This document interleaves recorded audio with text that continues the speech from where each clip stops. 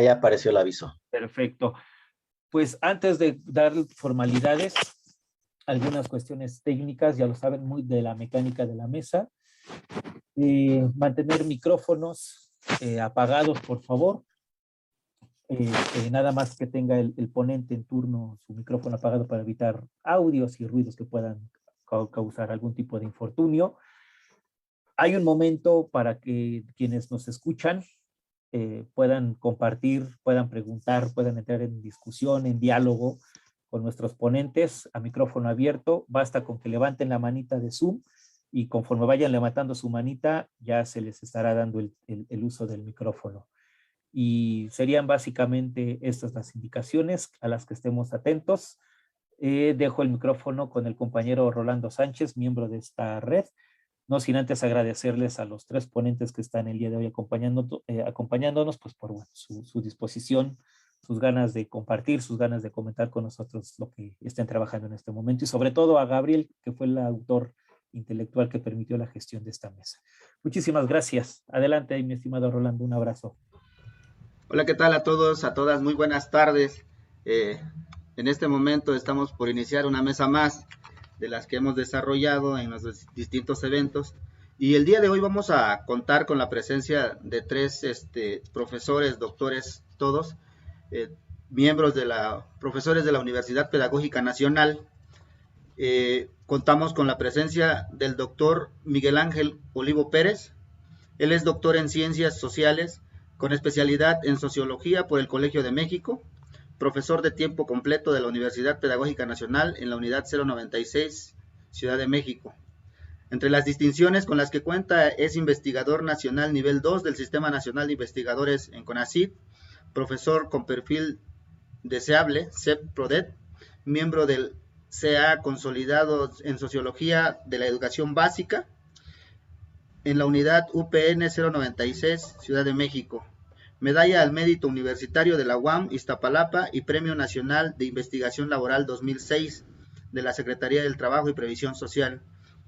Es integrante del proyecto de Universidades Pedagógicas en América Latina, Red Educativa Universitaria de Conocimiento y Acción Regional Reeducar. En 2011 y 2012, responsable del proyecto de investigación financiado por el Fondo Sectorial del CONACYT, Vulnerabilidades Educacionales a nivel preescolar en el oriente de la zona metropolitana de la Ciudad de México. Entre las líneas de investigación se encuentran políticas educativas, epistemología y sociología. Entre las publicaciones ha sido dictaminador en 3 revistas indexadas y de la editorial GEDISA. Ha presentado más de 50 ponencias en diversos congresos nacionales e internacionales y es autor de más de 30 artículos y capítulos de libros, co-coordinador de los textos de educación y reforma en México, a propósito de la Cuarta Transformación, Ediciones Solar, Caracas, Venezuela, 2020. Otra publicación es La Reforma Educativa Neoliberal en México, Perspectivas Críticas, Ediciones del Solar, Caracas, Venezuela, 2020. Autor de 5 libros. Perdón, estimado Rolando, tuve que silenciar porque había alguien con audios prendidos. Si puedes retomar, perdóname, para que actives otra vez tu micrófono. Sí, adelante, sin problema. Entre otras publicaciones se encuentra Reforma Educativa Neoliberal en México, Perspectivas Críticas, Ediciones del Solar, Caracas, Venezuela, 2020. Es autor de 5 libros, el último intitulado Teoría Sociológica del Intervalo, de reciente publicación. Contamos también con la presencia de la distinguida doctora Claudia Alanís Hernández, doctora en Educación y profesora investigadora titular C de tiempo completo de la Universidad Pedagógica Nacional, Unidad Distrito Federal Norte, donde imparte cursos de licenciatura y posgrado. Entre las distinciones es investigadora nacional nivel 1 del Sistema Nacional de Investigadores del CONACYT, profesora con perfil deseable desde 2008, CEP-PRODET, miembro del Cuerpo Académico Consolidado Sociología de la Educación Básica, integrante del proyecto Universidades Pedagógicas en América Latina, Red Educativa Universitaria de Conocimiento y Acción Regional, Reeducar, y del Consejo Mexicano de Investigación Educativa, COMIE. Es evaluadora acreditada en el Registro Nacional de Evaluadores del CONACYT y del Programa de Verano de la Investigación de la Academia Mexicana de Ciencias. Entre las líneas de investigación se encuentran políticas educativas del nivel básico y formación docente, temas sobre los que ha sido panelista en diversos congresos nacionales e internacionales, además de haber publicado artículos en revistas especializadas y libros colectivos. Publicaciones recientes, es cocoordinadora del libro Problemas y retos de la formación docente, UPN México 2020. Reforma educativa neoliberal en México, perspectivas críticas. Ediciones del Solar, República Bolivariana de Venezuela 2020. Educación y reforma en México a propósito de la Cuarta Transformación. Ediciones del Solar, República Bolivariana de Venezuela 2020. Y también contamos con la presencia del distinguido doctor Luis Reyes García. Él es doctor en Estudios Sociales en la UAM Iztapalapa, maestro en Estudios Sociales UAM en Iztapalapa, licenciado en Sociología por la UAM Xochimilco y es profesor titular C de tiempo completo en la unidad UPN 096 Norte.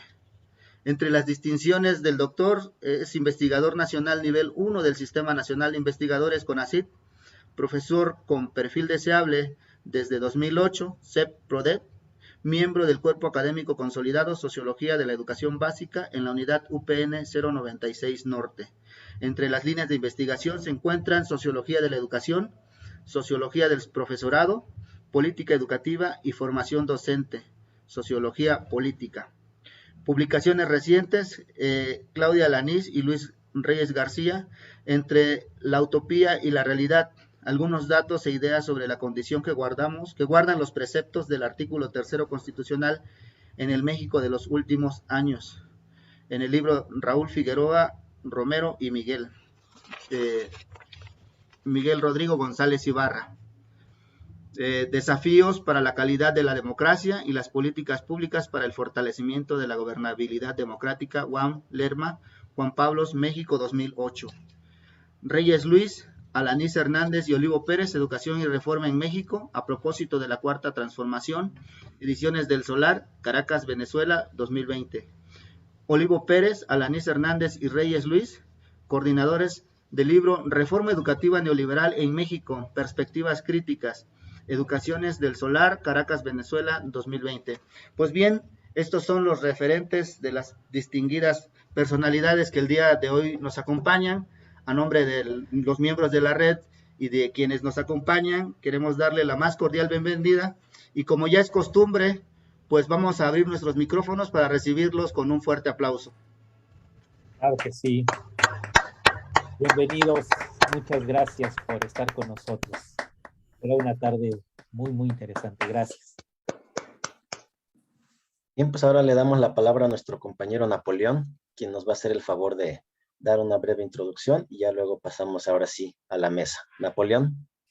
Gabriel, muchas gracias. Buenas tardes a todos.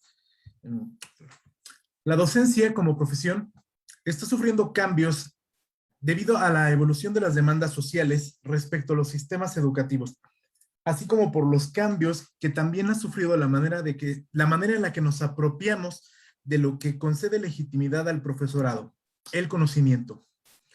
La cultura profesional de los docentes, como la de muchas de las profesiones, es reacia a los cambios, pero necesariamente hemos de evolucionar para seguir siendo una profesión imprescindible en nuestras sociedades. La identidad profesional de los docentes se caracteriza por unas señas de identidad que intentaremos revisar a lo largo de esta mesa y de la cual diversos profesionistas nos darán cuenta.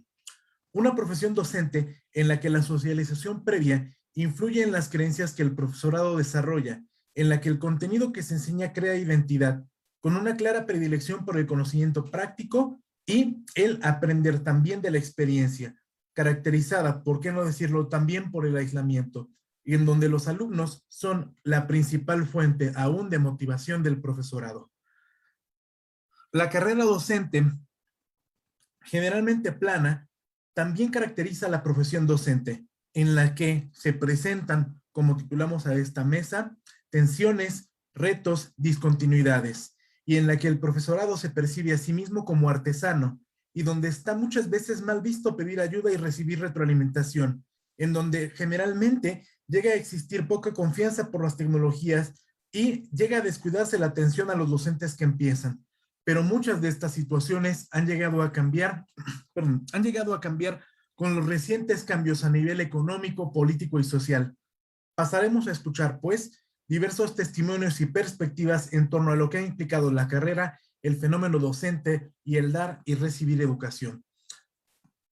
Cedemos el micrófono a los participantes y protagonistas de esta mesa, esperando que resulte enriquecedora y de una gran retroalimentación para todos. Muchas gracias. Muchísimas gracias, Napo. Ahora continuamos con el doctor Miguel Ángel Olivo, doctor Luis Reyes, doctora Claudia. Comentarles que pues tienen entre 45 minutos, una hora. Este tiempo pues tampoco es una regla, puede ser flexible. Ya ustedes podrán ir ajustando conforme vayan considerando, ¿sí? Y posteriormente, bueno, vamos a pasar una ronda de diálogo, ¿sí? De discusión. Aquí en la red comentarle damos privilegio y es parte del espíritu que conservamos aquí. Privilegiamos el diálogo, pero sobre todo con la gente que nos acompaña, ¿no? Un diálogo muy horizontal con aquellos profesores, estudiantes de licenciatura, de maestría, que tienen inquietudes y que, pues bueno, a partir de lo aquí escuchado, pudieran ellos establecer una conversación con ustedes según lo que las personas consideren que aquí nos acompañan. Pues querido Luis, Claudia, Miguel, muchísimas gracias una vez más por estar aquí con nosotros y pues les damos la palabra.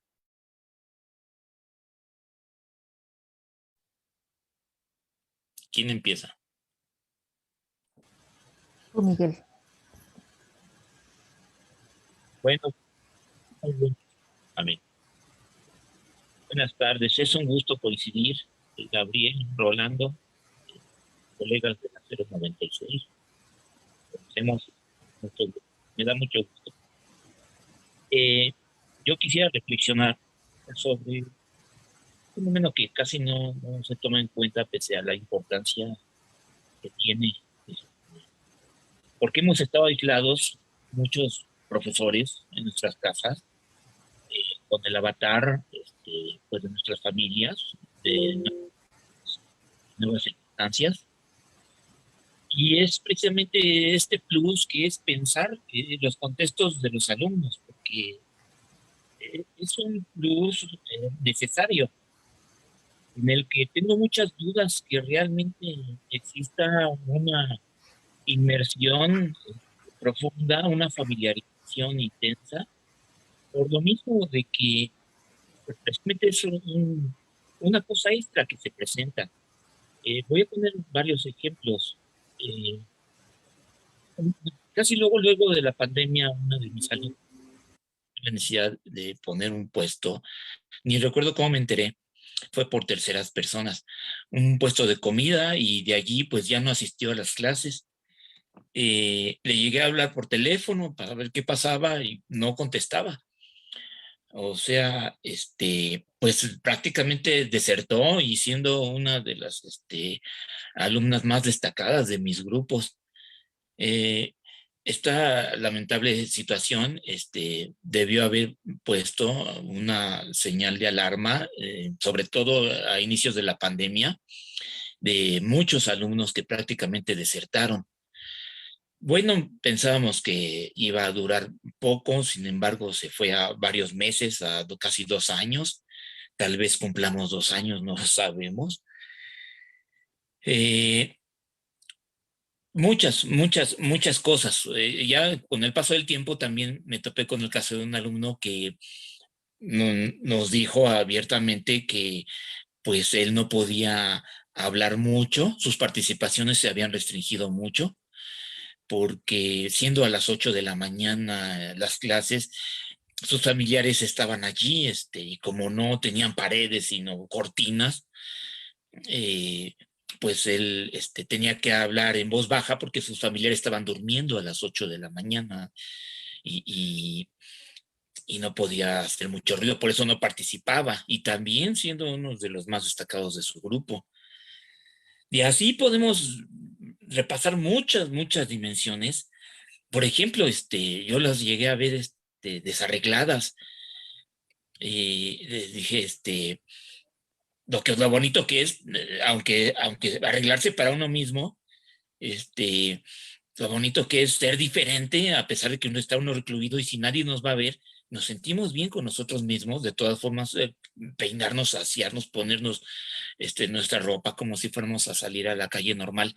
El arreglo personal, pues, por ejemplo, lo tendríamos que haber exigido muchos docentes, no nada más en superior, en básica, exigir el arreglo personal de los alumnos, aun cuando estén en pandemia. Se me hace una cosa de autoestima también básica, porque también se ven en los hogares, pues las camas extendidas, las ropas por todos lados, peinados, o sea, ¿acaso hemos pasado nada más de la situación del aula donde hay basura a la casa donde hay pues mucho desorden, desaseo, las uñas largas? Eh, y eso lleva a una pregunta bien interesante que requería incluso de investigación. Y si hay autores que dicen que las escuelas son especies de penitenciarías, ¿hasta qué grado se traslada esa realidad a la casa? Tomémonos en serio las premisas de Foucault acerca de que la organización escolar es básicamente del mismo corte que las penitenciarías, un panóptico con vigilancia, con reglas estrictas, etcétera, etcétera. Y aunque se ha relajado mucho en los últimos años la llamada autoridad tradicional, pues si nos lo tomamos en serio, lo de este tipo de pedagogía superficial, más de siéntense, cállense y escuchen, si nos lo tomamos en serio, y sucede en muchas primarias o secundarias, ¿hasta qué punto esa penitenciaría, tal vez usándola como metáfora, hasta qué punto se ha trasladado a la casa, en el seno de donde viven su intimidad diaria los alumnos y aprenden la computadora, y ahí entonces está presente esa metáfora, el panopticón? ¿Hasta qué punto está presente eso? Sin duda alguna hay escuelas que exigen que prendan sus cámaras, hay otras que aunque quieran no los pueden obligar, y hay otras que pues ni siquiera se los piden. O sea, recordemos que estamos en un país donde hay supercarreteras de la educación y hay también caminos con baches y hasta barrancas. O sea, y yendo más por este lado donde pues nos topamos con una precariedad en el estudiantado, en sus condiciones de vida, en sus familias, en sus casas. Eh, Hay que plantearnos todo ese plus, y la pregunta es, ¿los maestros de veras tenemos el imaginario de este plus de pensar las situaciones de los alumnos? Porque son muchas cosas, muchas.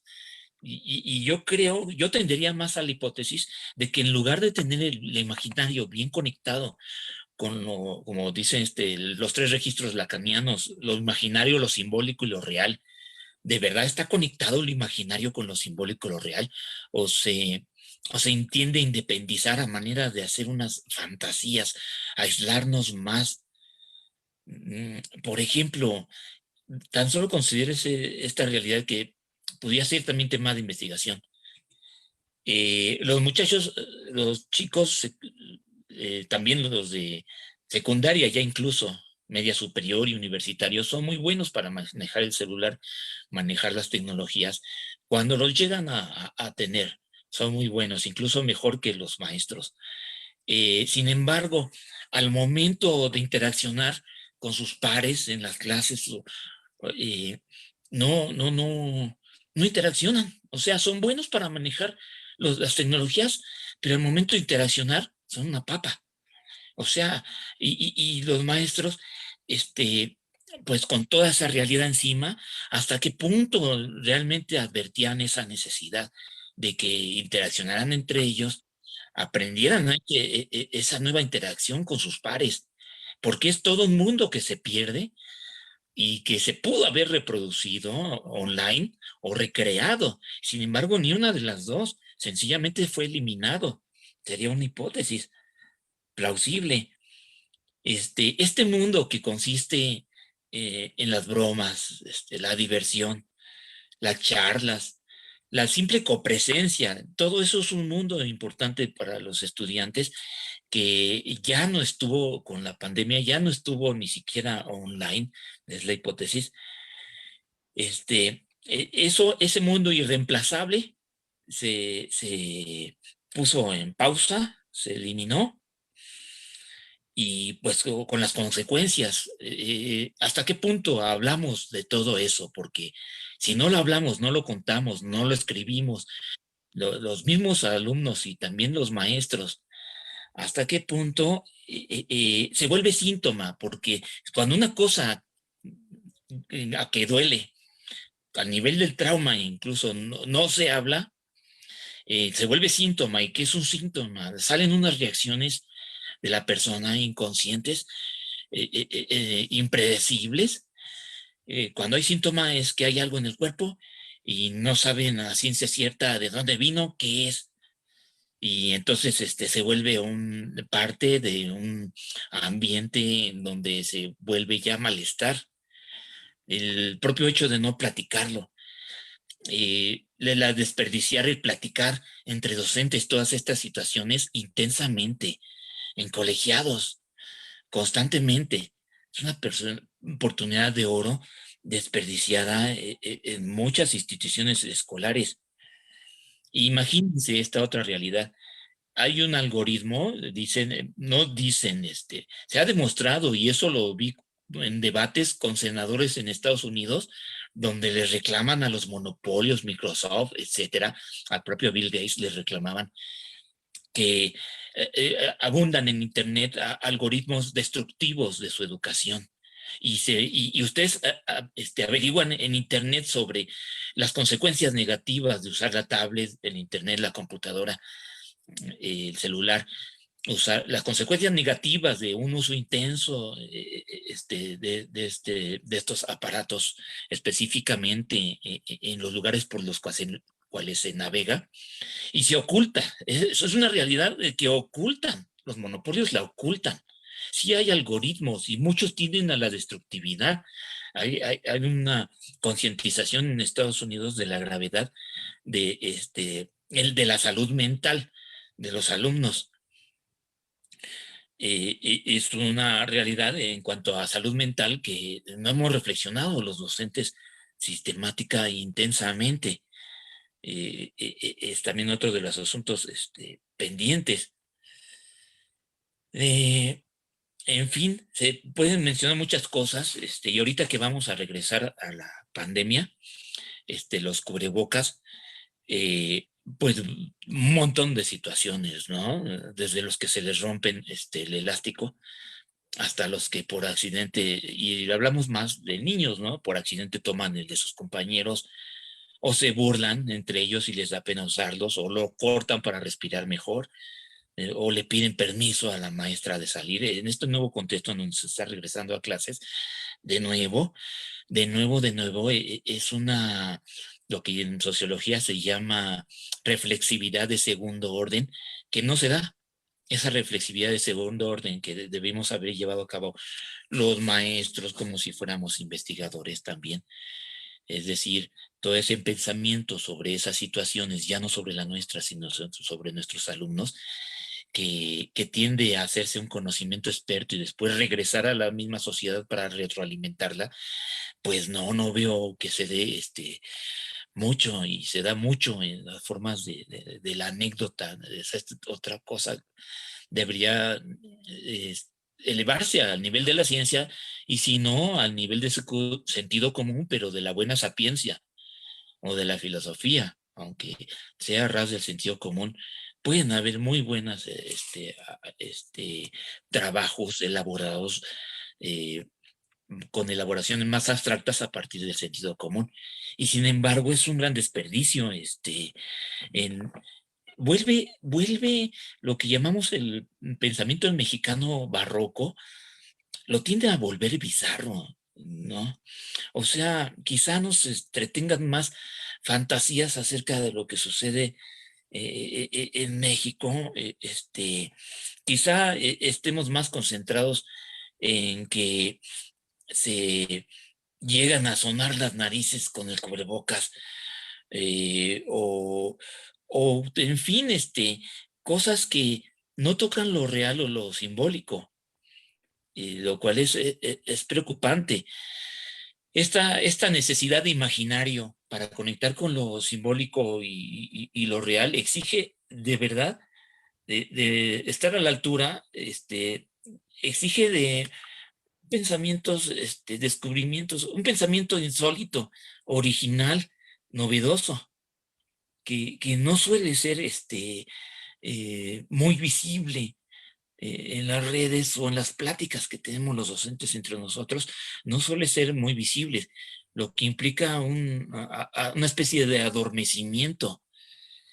Y en el proceso de clase presencial, bueno, de asistencia a la presencialidad, tendremos que replantear seriamente esta deficiencia que ya la hubo en la pandemia, y si está transición a la presencialidad, tendría que replantearse toda esa necesidad.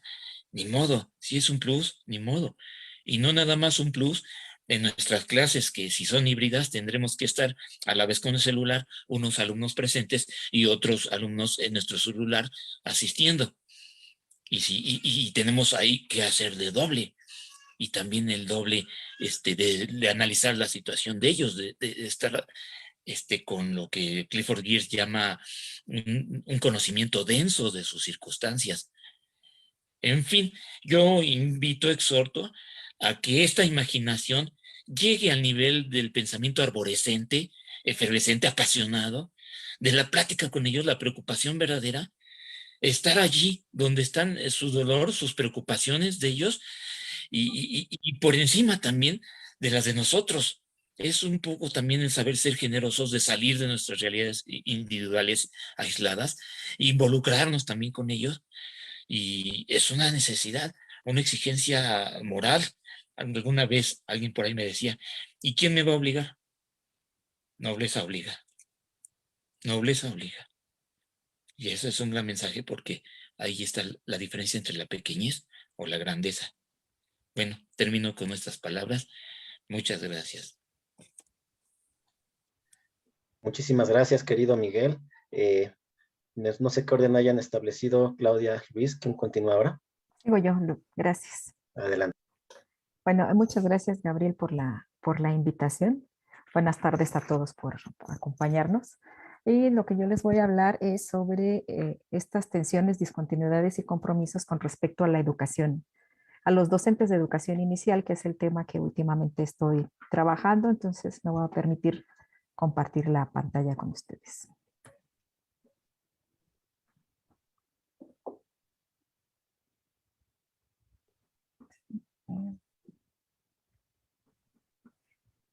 Y voy a cerrar voy a cerrar un momento mi pantalla, digo, mi video, esperando que no haya problemas también. ¿Sí? Bueno.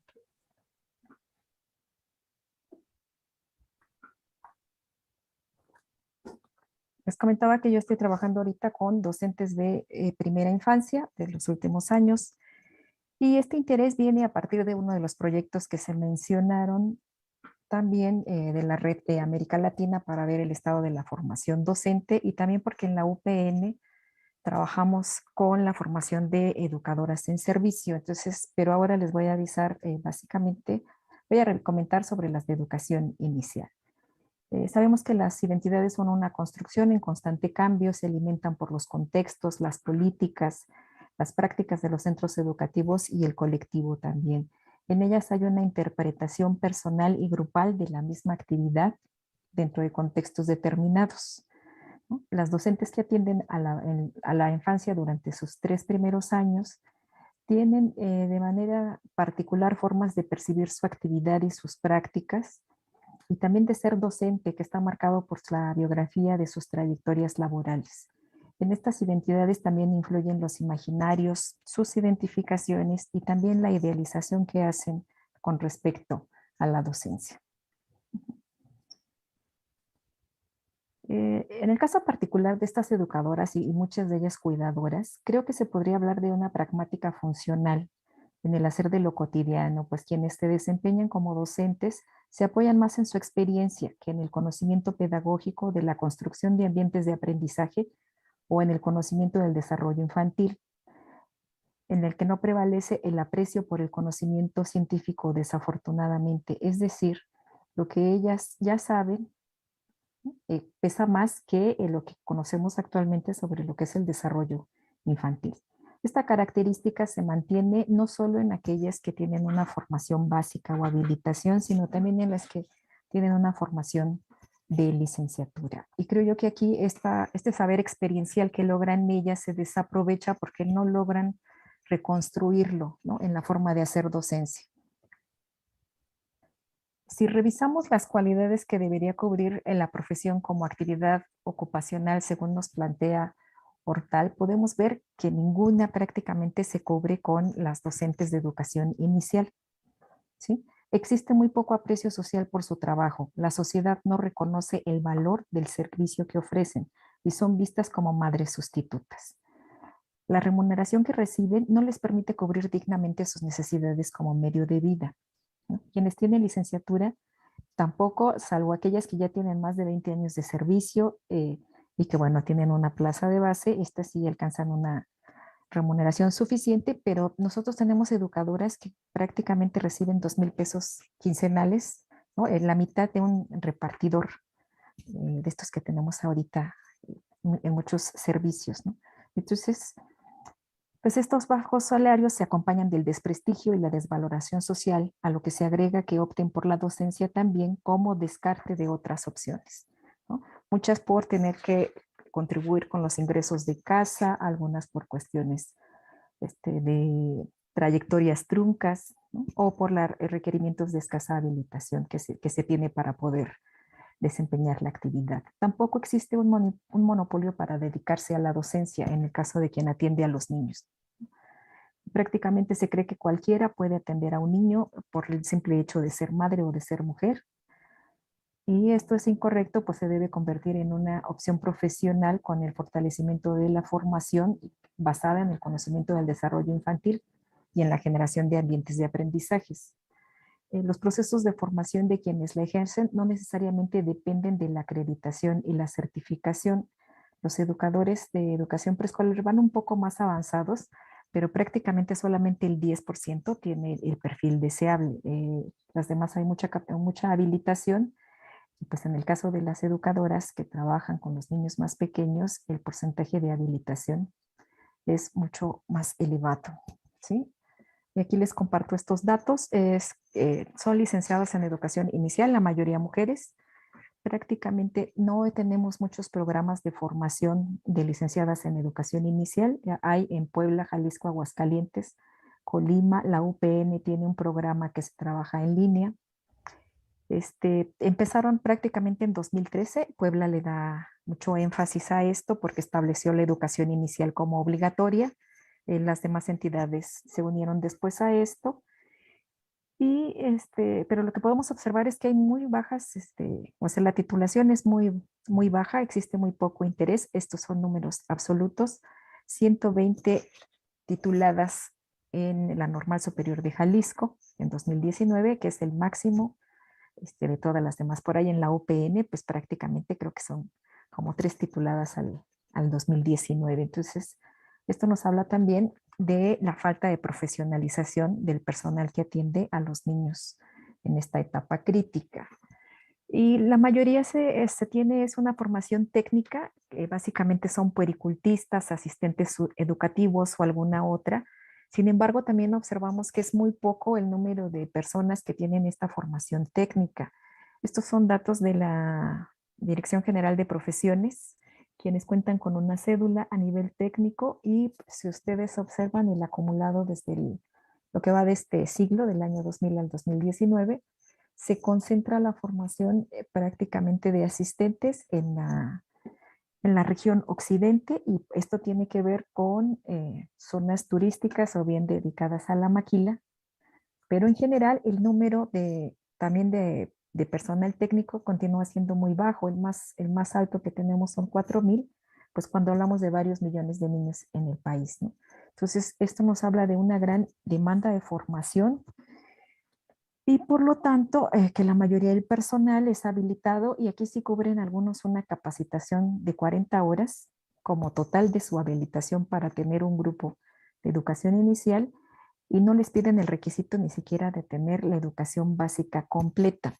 Recientemente la Universidad Autónoma de Tlaxcala junto con ANUYES promueven una licenciatura en educación inicial y gestión de instituciones como una oferta que se va a impartir a partir del 2022, pero tiene la característica que tiene una opción terminal a la mitad de la carrera para quedar como técnico superior, lo cual de manera personal me permite anticipar que va a ser pues va a cubrir este vacío que dejaron las guarderías de Cedesol con jóvenes emprendedores y que va a atender este nicho de mercado porque finalmente pues el Estado no entró a cubrir este servicio que canceló el presidente Andrés Manuel López Obrador. Entonces, este sería como el panorama que tenemos, muy desalentador en cuanto a la atención infantil. Dentro de las tensiones, yo quisiera destacar tres. La primera tiene que ver con esta contradicción que se da en ver la figura maternal del quien atiende a la primera infancia con verlo como un profesionista del desarrollo infantil. Existen factores negativos de poca valoración en torno al reconocimiento del cuidado durante los primeros años como una actividad profesional.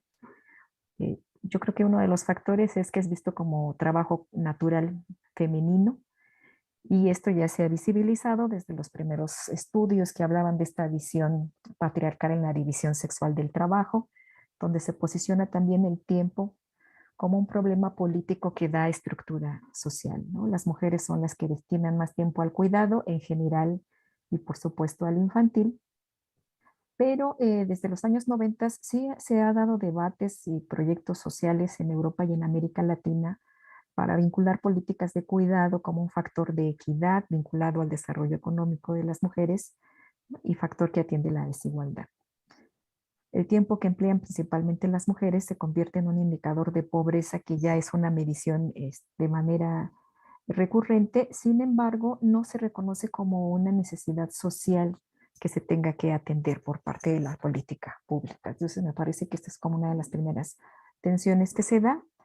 El segundo tiene que ver con esta visión tutelar que todavía se tiene en México, donde no se ve o no se procura el interés superior del niño. En México no tenemos una cultura de respeto a los derechos humanos y mucho menos a los derechos de la infancia, ¿no? La importancia no radica en convertirlo, o sea, ni en establecerlo en la Constitución, en el artículo 4, o en fijar la obligatoriedad de la educación inicial ahora en la reforma que se dio en el 2019, porque hay un continuo de omisiones por parte del Estado. Prueba de ellos es que, por ejemplo, apenas el año pasado se prohibió el castigo físico a los infantes, ¿sí? Pero vemos que en la pandemia ha aumentado la violencia intrafamiliar y, por supuesto, entre los niños, con los niños también. Y en el año pasado se estableció la Estrategia Nacional de Atención a la Primera Infancia, la ENAPI, donde si bien se reconoce que la política pública de atención infantil no ha sido efectiva, tampoco se establecen líneas de acción contundentes para mejorar esta condición. Yo creo que sí fue emblemático que una de las primeras decisiones del presidente López Obrador fuera el cierre de las guarderías de Cedesol por presuntos actos de corrupción que nunca fueron comprobados y también sin sustituirlo por una oferta mejor para dar solución a este asunto de interés público, posicionándolo en el ámbito familiar de la atención de la infancia. Esta visión tutelar pues no permite asumir la infancia como un asunto de interés público que requiera la intervención del Estado como garante de sus derechos. Y finalmente, esta atención no debe ser solamente pensar en la escolarización, puede ser sí en instituciones formales de salud y educación, pero también en el sector no formal, con padres y con las comunidades. Y una tercera atención se da en esto que yo consideraría como la iatrogenia educativa, en contra del desarrollo infantil.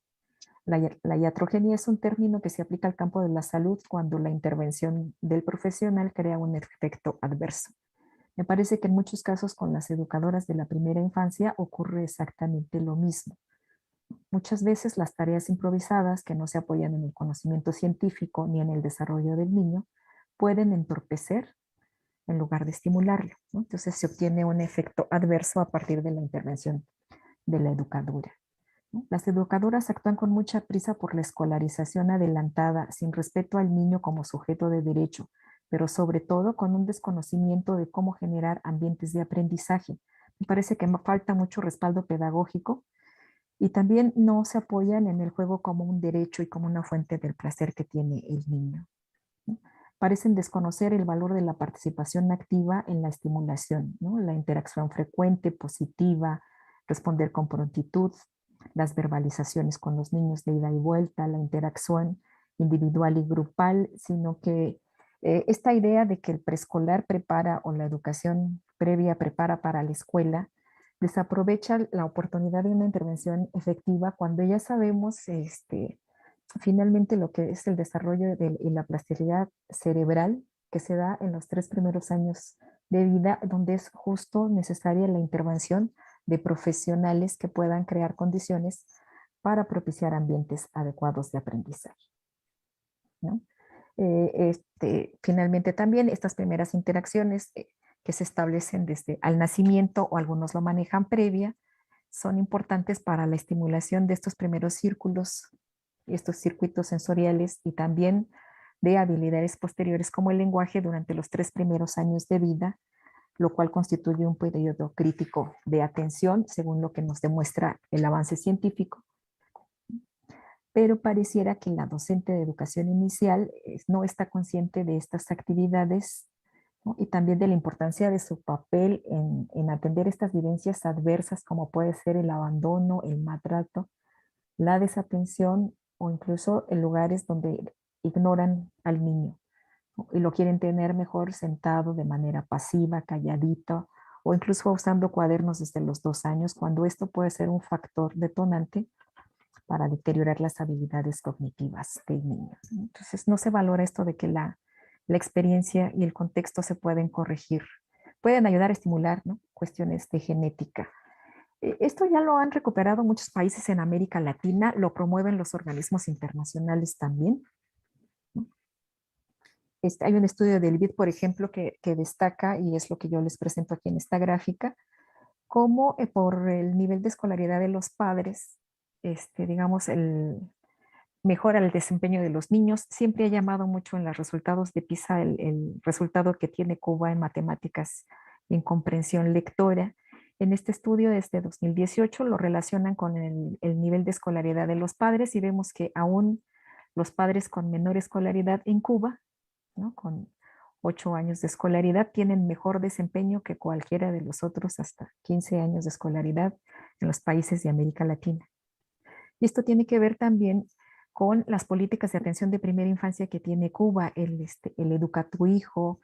En Cuba la educación preescolar no es obligatorio, pero se atiende a los niños en diferentes programas que ven por su desarrollo desde la gestación. Varios países en América Latina pues, protegen al niño desde la gestación. El Chile Crece Contigo, el de Colombia, el Brasil Cariñoso, diferentes, pero México pareciera no aprovechar esta experiencia internacional latinoamericana porque no hay programas tan costosos que podrían tener un mejor, ser de mejor atención para los niños y no esperar a los programas remediales que ya está demostrado que pues son muchísimo más costosos. Dentro de los compromisos que se requieren, creo yo que es este rediseño de la interacción del Estado con el mercado, las familias y comunidades. Por la situación de México, pues ya sabemos que no puede generar la infraestructura, no hay condiciones, sería muy cara establecer centros infantiles, pero sí se pueden promover otros tipos de atención para promover el desarrollo infantil acompañado de la orientación de profesionales de la infancia, que es algo en lo que sí ha avanzado el CONAFE en las comunidades rurales, pero que no se ha extendido. Entonces, necesitamos que se amplíe esta oferta institucional de centros, también vinculado con el derecho de las madres trabajadoras como una necesidad urgente de equidad, pero siempre supervisado por el Estado, ¿no? No se puede sacrificar el desarrollo infantil a costa del derecho laboral de las madres. Necesitamos un Estado supervisor también, por lo menos en dos dimensiones, la calidad estructural y la calidad de los procesos. En esto tiene que ver el equipamiento, elementos relacionados con la salud, la seguridad de los niños, las características de los cuidadores, pero también creo yo pensar en esta formación de los maestros, el tamaño de las clases que se tiene por grupos, eh, ver también esta atención en espacios no escolarizados como casas de cultura, mercados, jardines, otros entornos donde se pueda propiciar la concientización del cuidado como un asunto de toda la sociedad, ¿no? Y no dejarlo en el ámbito de lo privado, porque además no está dando buenos resultados. Y me parece que para las instituciones formadoras como la UPN tendríamos que pensar en prepararnos para atender también a estudiantes no tradicionales, porque siempre o generalmente estas educadoras vienen de trayectorias truncas, con tiempo intermitente para el estudio, con desapego también por el estudio, con poco valoración del conocimiento científico. Entonces necesitaríamos como reconocer estas necesidades en ellas para recuperar sus saberes, acompañar estas trayectorias formativas y revalorar sus biografías en estos contextos particulares y en la historia actual, porque lo histórico sería como la clave para comprender este trabajo docente y encontrarnos dialógicamente con estas estudiantes para, creo yo, revalorar entre todos lo que es el trabajo con los niños más pequeños. ¿Sí? Y pues hasta aquí dejaría mi presentación. Muchísimas gracias.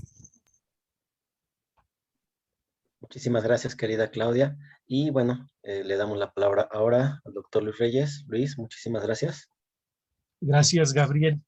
Pues vamos a intentar cerrar este espacio de diálogo y reflexión. Agradecerle a Gabriel y a la red la invitación para participar en estas mesas de análisis y discusión.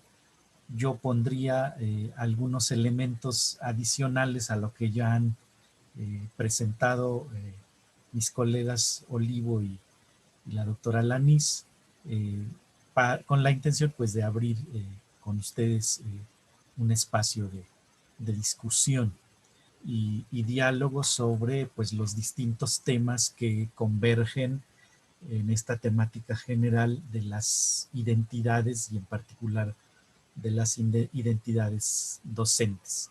Y bueno, agradecer también la presencia de colegas de diferentes instituciones, ya reconocí por aquí algunos nombres, a nuestros estudiantes también de por lo menos 2 instituciones. Entonces esperemos que estos espacios pues vayan generando distintas inquietudes de investigación para todos y que podamos irnos explicando entre todos pues todas estas tensiones y contradicciones en las que vivimos sistemáticamente. Yo quisiera referirme, para cerrar la participación del cuerpo académico Sociología de la Educación Básica en este espacio, quisiera referirme a las tensiones y contradicciones en el proceso histórico de construcción de la identidad profesional del profesorado de educación básica. Me parece que esta es una discusión que no está del todo concluida. Hay muchas líneas de debate abiertas que necesitamos seguir explorando para responder a la pregunta: ¿qué está sucediendo hoy día con el profesorado de educación básica? Hace ya varias décadas, el profesor Alberto Arnaud del Colegio de México se refirió a la profesión docente como la profesión de Estado en México, ¿no? Y hay que decir que de todas las profesiones, la profesión docente es la única que ha recibido este calificativo, digamos.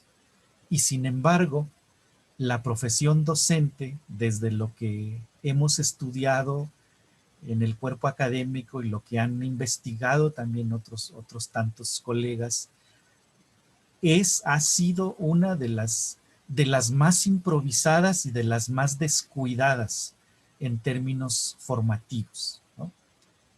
Como ustedes saben, bueno, pues las grandes escuelas formadoras de docentes que son pues las normales rurales y las normales generales. Bueno, a lo largo de muchas décadas pues han hecho un trabajo al amparo de las distintas políticas educativas que ha instrumentado el Estado, y casi siempre se escatima, ¿no? Se escatiman recursos, se escatiman programas, se escatiman esfuerzos, ¿no? Y ahí vamos sosteniendo la formación profesional a veces con pincitas, ¿no?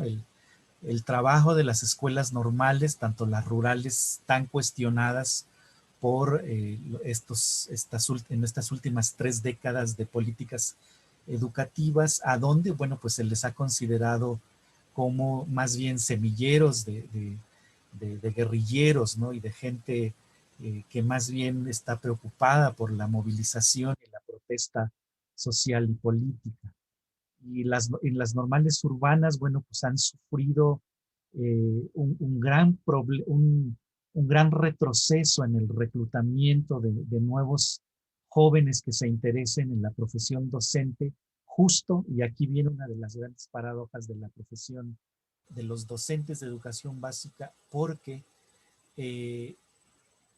no se ha podido establecer un programa de formación sólido, consistente, que permita que los profesionales de la docencia puedan tener el mismo reconocimiento social que las otras llamadas profesiones liberales. Entonces, los profesores, los docentes de educación básica, históricamente han tenido que lidiar con un poco demeritamiento de su perfil profesional, ¿no? Es decir, son maestros y se dedican a una tarea básicamente pragmática, y en ese sentido, bueno, pues no logran gozar del prestigio de los médicos o los abogados o los administradores y todos estos profesionales que se forjan esencialmente en las universidades. Y del lado de la actualización y la profesionalización, pues hemos visto en el caso mexicano a lo largo de muchas décadas una continua implementación de acciones, de programas, de cursillos que no logran fortalecer la profesionalidad. Por poner un ejemplo, ¿no? A nivel de la profesionalización en el ámbito del posgrado, pues como sabemos ahora, en estos tiempos la oferta es muy amplia, ¿no? Hay cada vez más profesores interesados en acceder a un posgrado que potencie aún más sus cualidades y capacidades profesionales, pero al mismo tiempo esa oferta se vuelve profundamente incierta. Ahora mismo, en los últimos años, hemos visto cómo ha surgido una oferta cada vez más amplia de programas de profesionalización en el ámbito del posgrado, en el nicho de las universidades privadas, ¿no? Que ahora compiten casi como en una lógica de mercado con las instituciones públicas tradicionales formadoras de docentes, las normales más varias universidades o muchas universidades. Y entonces, cuando aparece en el escenario esta dinámica de que lo más importante es el diploma, la credencial, la acreditación, pues se va demeritando la propia calidad de la profesionalización. Y entonces muchos profesores de educación básica optan por los programas de formación de las instituciones privadas porque son más flexibles, porque tienen mayores facilidades en cuanto al tiempo, mayores flexibilidades curriculares, mayores facilidades para la titulación. Pero ojo, muchas de las opciones del mercado privado de formación docente en realidad no se preocupan por el desarrollo profesional. Es decir, ahí hay una lógica de mercado en donde pues el profesor es visto como un cliente que consume un producto de una escuela privada, y entonces ahí lo que más importa es el documento, la credencial, ¿sí? Y se va deteriorando este proceso que incluso algunos autores empiezan a nombrar como de desprofesionalización, ¿sí?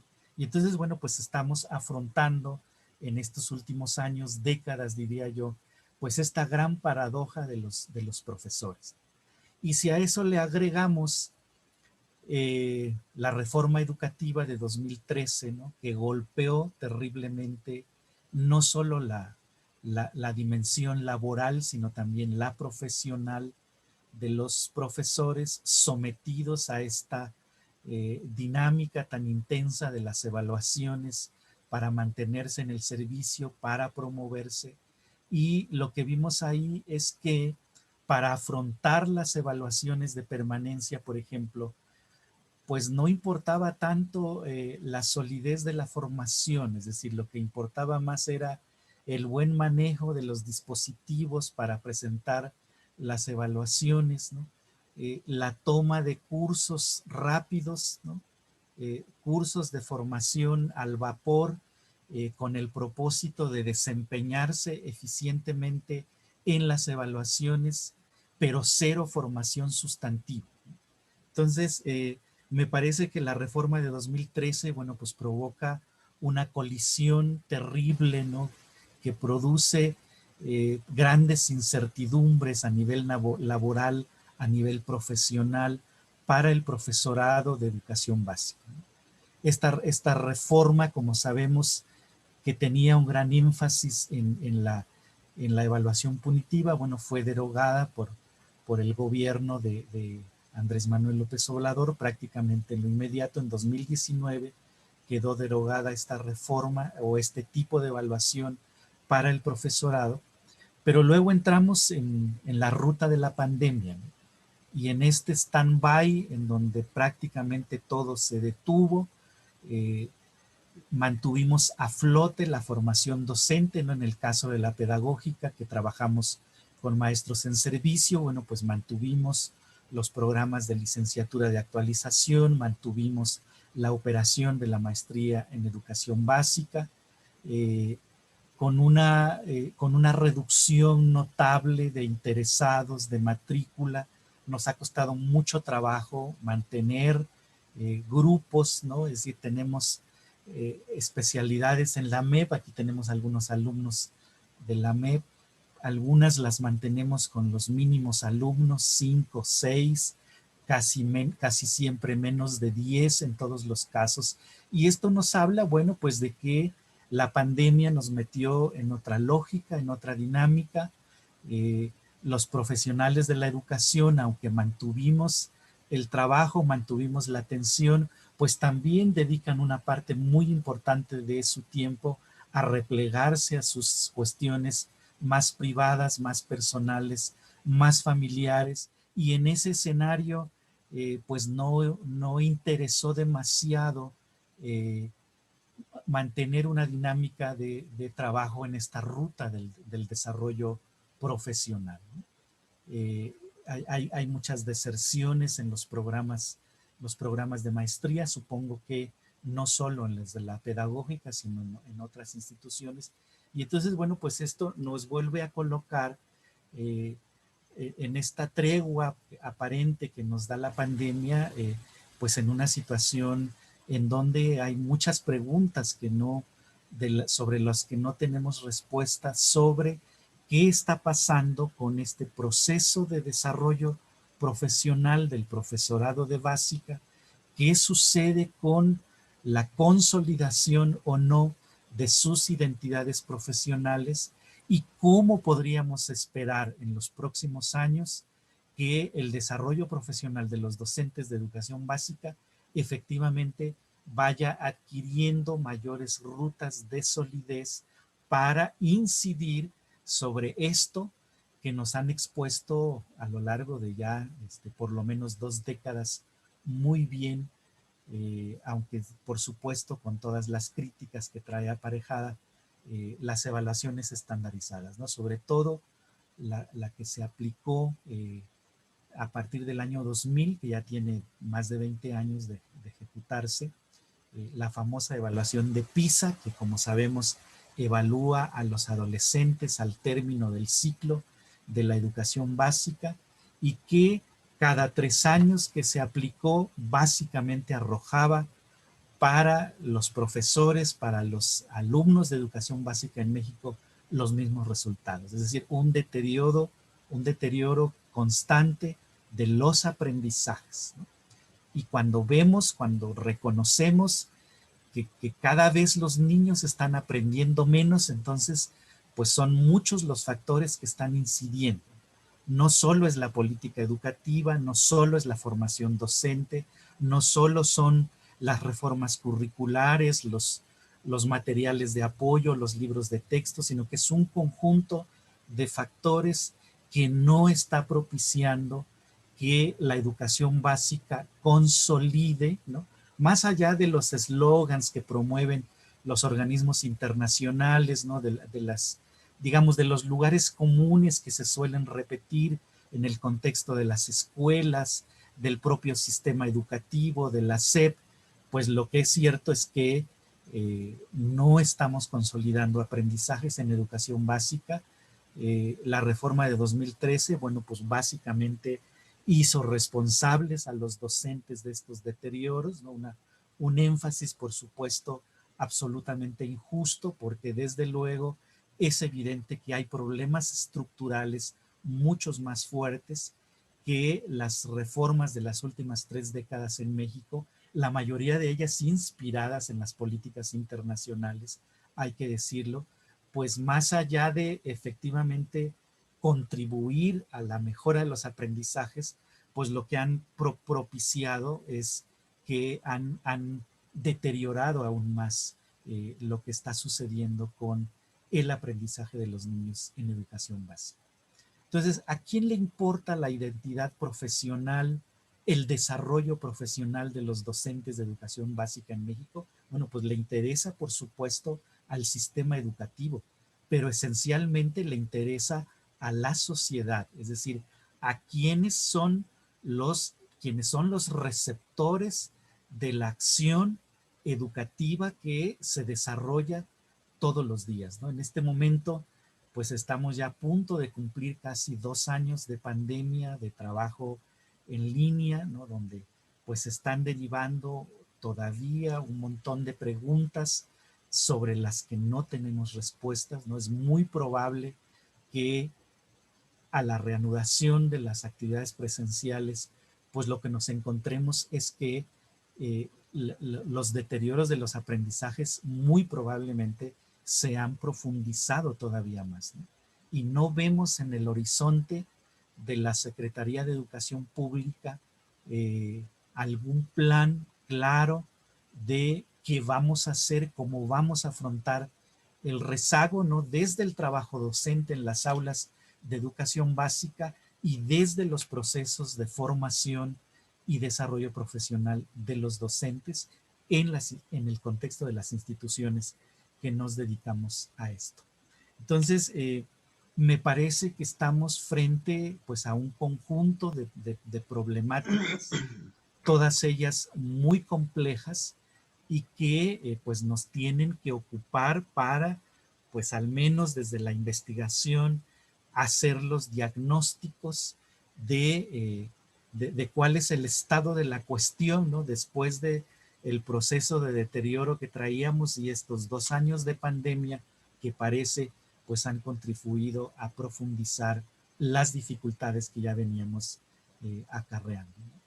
Entonces, ¿cuál es el sentir del profesorado en este momento? Bueno, pues todos los maestros han tenido que aprender a sobrevivir, ¿no? Con la tecnología en estas condiciones virtuales en las que han trabajado ya casi por dos años, ¿no? Con todas las dificultades, reiterándose, me parece, sistemáticamente el tema de las desigualdades, es decir, quienes tienen acceso a la infraestructura, a mejores condiciones de tecnología, bueno, pues son quienes pueden establecer o mantener a flote los procesos de enseñanza y aprendizaje, ¿no? Pero hay, por supuesto, pues un amplio grupo, un amplio sector de profesores que no han podido afrontar en buenas condiciones los retos que nos ha planteado la pandemia con la educación virtual. Entonces, bueno, dejo hasta aquí mi intervención para dar paso a los comentarios y a las preguntas de los que nos acompañan en este espacio. Por supuesto, pues no tenemos, desde incluso los que hemos trabajado, los que hemos investigado sobre estos temas, no tenemos respuestas definitivas, tenemos muchas preguntas, tenemos hipótesis pues las alternativas, las soluciones, pues las tenemos que ir encontrando de manera colegiada a partir de, pues, de estos espacios de reflexión y del trabajo que hacemos cotidianamente desde nuestros espacios de trabajo y de desempeño profesional. Entonces, pues yo dejaría hasta aquí mi intervención y muchas gracias por la atención y pues estamos abiertos a los comentarios y las preguntas que ustedes consideren es pertinente formular. Muchísimas gracias, doctor Luis Reyes. Y Claudia, si la doctora Claudia Laliz o el doctor Miguel Olivo quisieran hacer alguna precisión antes de pasar al momento de preguntas y respuestas, o bien ya podemos entrar en esa dinámica. ¿Algo que quisieran comentar más, Claudia, Miguel? Si no, ya para darle la palabra a las personas que amablemente nos acompañan. Mejor si hay preguntas, aprovechamos. Gracias, Gabriel. Perfecto. Muy bien. Sí, muy de acuerdo. Adelante, sí. Gracias, Miguel. Bueno, pues como quienes nos han seguido, la red es un espacio de diálogo, de discusión, de conversación, y este es el momento en el que, pues bueno, abrimos esa dinámica para todos quienes nos acompañan. Si hubiera alguien que tuviera algún comentario, duda, algo que quisieran preguntarle o algo que quisieran discutir incluso con nuestros invitados, este es el momento ideal. Bien pueden formular sus preguntas por medio del chat o levantar la mano y hacerlo de manera verbal, que es todavía incluso más enriquecedor según nuestra experiencia aquí en estas mesas de discusión. Si hubiera alguien que tuviera algún comentario, pregunta, duda. Sí, buenas tardes. Bueno, de antemano, muchas gracias, ¿no? Muchas gracias por la exposición, por la manera en la que nos ilustraron respecto al tema, a los tres. O si no, mira, si no, si quieres, Gabriel, vamos con Nahum para darle la palabra a Nahum antes de. Nahum, si gustas, puedes hacer tu comentario, pregunta, duda. ¿Estás por aquí, Nahum, por favor? Sí, estoy aquí. Bienvenido, Nahum, y muchísimas gracias. Bueno, buenas tardes. No, gracias a ustedes por hacer esta mesa. Ojalá y sea un debate. Y digo, ojalá, a pesar de ser tres posturas muy amplias y distintas una de la otra, sí me generaron muchas dudas, sobre todo en este primer planteamiento, cuando efectivamente parece que la realidad, lo único que hicimos fue cambiarla de espacio, del aula a la casa, y en vez de ser cara a cara, con una pantalla. Desde esta perspectiva, efectivamente, cuando hablamos de estas modalidades de la disciplina que habla Foucault, pareciera entonces que no importa en dónde estemos, el trabajo docente sigue siendo el de controlar la conducta, el de hacer que el sujeto se mire como yo quiero que tenga que mirarse, o lo entendí mal. Esa es la primera pregunta que tendría. La segunda es a Claudia, en ese sentido de, cuando habla de los conocimientos científicos, ¿desde qué postura epistémica lo está planteando? ¿Por qué razón lo planteo así solamente? Primero, porque pareciera ser que efectivamente el título, la credencial, o lo que decía el maestro Luis, si mal no recuerdo, el último, pareciera ser que es lo más importante. Y entonces en esta serie de estadísticas que da para la primera infancia, ¿dónde quedarían los conocimientos de la cultura popular? O si estos tendrían que salir desde esta epistémica que ella lo está mirando, desde ese positivismo donde solamente cabe el conocimiento, desde el método científico, o desde qué perspectiva lo podríamos mirar para poder reformular esas primeras instancias en la que los niños vieran este espacio como algo creativo y no necesariamente como un espacio de aprendizaje. Y por último, a Luis, híjoles, es interesante esta postura que plantea sobre todo cuando aborda la UPN y las normales, pero las normales hace la diferencia efectivamente entre las normales rurales y, por ejemplo, la Nacional de Maestros o las normales. En el Estado de México son muy comunes en la que la normal, en vez de capacitar, o perdón, en vez de formar, lo que hace es capacitar a los chicos desde una, ¿qué será? Híjoles, desde una imagen de docente en la que la presentación es mucho más importante que los conocimientos o aquello que tienen que enseñar dentro de los espacios escolares. En este sentido, la pregunta sería a él es, ¿cuál sería la diferencia entonces entre capacitar y formar a los docentes en esta capacitación continua que el Estado está otorgando a los maestros para tener una proyección de una identidad que efectivamente les diga ser maestro? Y por último es, ¿cuál sería la diferencia desde la didáctica, desde la pedagogía, entre la UPN y las normales como formadoras de docentes? Gracias. Muchísimas gracias, Nahum. Ahí están los comentarios del compañero Nahum, Claudia, Luis, Miguel, quien quiera tomar la palabra primero y luego pasamos con otra persona. Sí, sobre el primer punto. Y acerca, decía, esta visión Foucaultiana del control realmente es un traslado a la pantalla online. Pues esta pregunta que tiene que ver mucho con el autoritarismo, yo sostengo que la desigualdad es prioritaria por encima del autoritarismo, especialmente por este prejuicio de la nueva izquierda que nació en el primer mundo, del prejuicio de que era el principal problema, así se lo plantearon las izquierdas de los años 80, 90, que le llamaron nueva izquierda, se plantearon el autoritarismo como uno de los principales problemas. Sin embargo, eso nos opaca la visión a que la desigualdad es más preocupante.